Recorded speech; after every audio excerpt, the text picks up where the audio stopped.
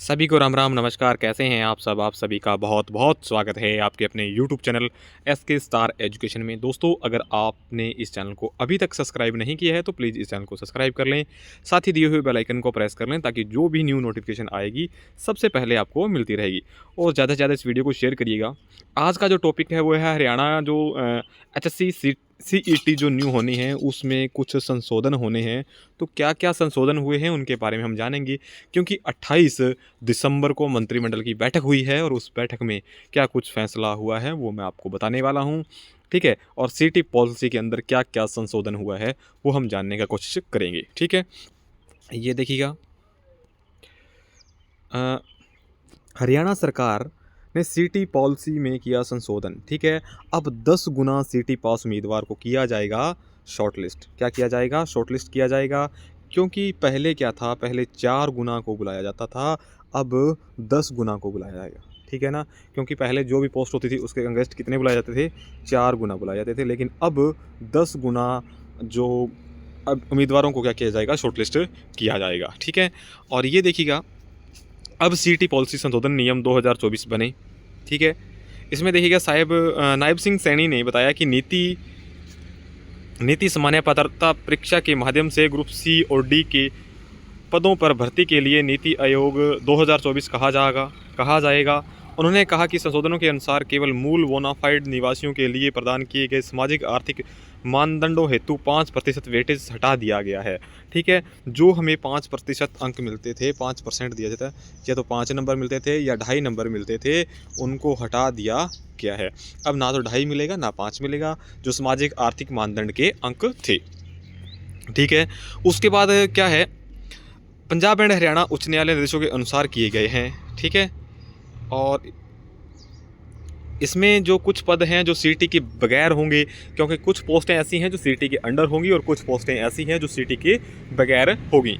ये देखिए, शिक्षक पद अग्निवीर ग्रुप डी के कुछ पदों को सीटी से छूट। ठीक है ना, सीटी से क्या है? छूट है।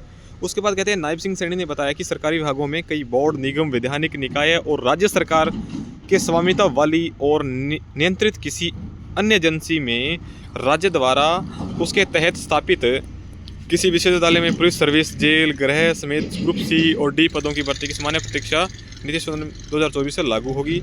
मगर शिक्षण पद भूतपूर्व अग्निवीर ग्रुप D के वे पद शामिल नहीं होंगे जिनके लिए न्यूनतम शैक्षणिक योग्यता हरियाणा ग्रुप D कर्मचारी भर्ती और सेवा शर्तों अधिनियम 2018 का 5 के तहत और 10वीं से कम है।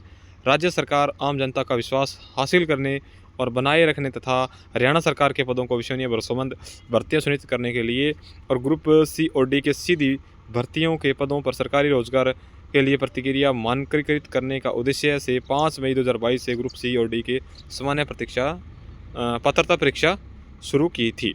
ठीक है, और इसमें देखिएगा, हरियाणा मंत्रिमंडल संशोधन में मंजूरी मिल चुकी है। ठीक है ना, और अब 10 गुना को शॉर्टलिस्ट किया जाएगा। उसके अलावा इसमें कुछ ज़्यादा खबर नहीं है। इसमें देख लेते हैं क्या कुछ कहा है। ठीक है ना, हरियाणा सरकार ने सीटी संशोधन मुख्यमंत्री नायब सिंह सैनी की अध्यक्षता में शनिवार को मंत्रिमंडल की बैठक में ग्रुप C और D के कॉमन एलिजिबिलिटी टेस्ट यानी CET की स्टेज की नीति 2022 में संशोधन की मंजूरी दी है। अब ग्रुप C के पदों के लिए CET पास होना उम्मीदवारों में विज्ञापित पदों की 10 गुना को शॉर्टलिस्ट किया जाएगा। ठीक है ना, अब भाई 10 गुना को शॉर्टलिस्ट किया जाएगा, ज़्यादा को नहीं। पहले 4 गुना था, अब हो गया है 10 गुना। ठीक है ना, अब 4 गुना को नहीं किया जाएगा, 10 गुना किया जाएगा। लेकिन एक बात को हमने ध्यान में अभी भी रखना है, क्योंकि अब कंपटीशन ज़्यादा होगा। क्योंकि पहले तो 4 गुना में था और अब कितने में हो गया?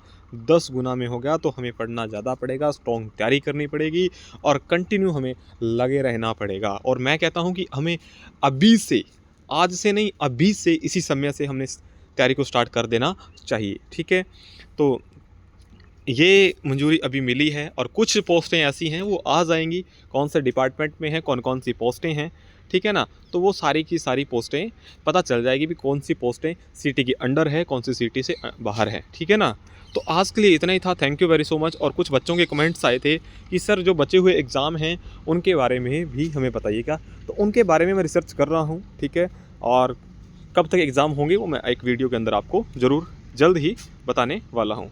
ठीक है, तब तक हंसते रहिएगा, मुस्कुराते रहिएगा। अगर आप चैनल पर नए हैं तो इस चैनल को सब्सक्राइब करना बिल्कुल नहीं भूलें, साथ ही दिए हुए बेल आइकन को प्रेस कर लें। Good bye, take care.